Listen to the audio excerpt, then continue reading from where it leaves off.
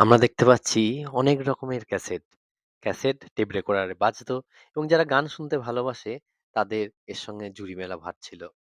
পুজোর সময় অনেক ক্যাসেট বার হতো, অনেক শ্রুতি নাটক, ইন্সট্রুমেন্টাল, ভক্তিমূলক গান, নাটকের এবং সিনেমার সংলাপও ক্যাসেটের আকারে বার হতো। তো এবং কিছু ব্ল্যাংক ক্যাসেট পাওয়া যেত। তাতে মনের মতো গানগুলো রেকর্ড করার অবকাশ থাকতো। বিভিন্ন সেন্টারে দিলে তারা রেকর্ড করে দিত, কিন্তু তার জন্যেও প্রায় লাইন পড়ার মতো ব্যবস্থা হতো। অর্থাৎ সময় লাগতো সেগুলো পেতে।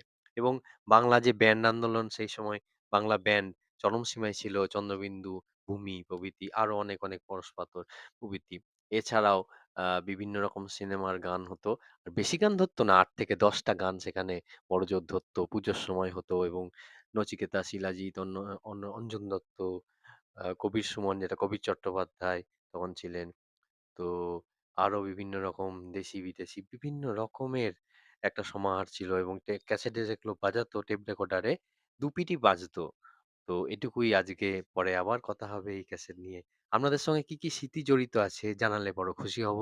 সবাই ভালো থাকবেন, আবার দেখা হবে পরের কোনো ভিডিওতে।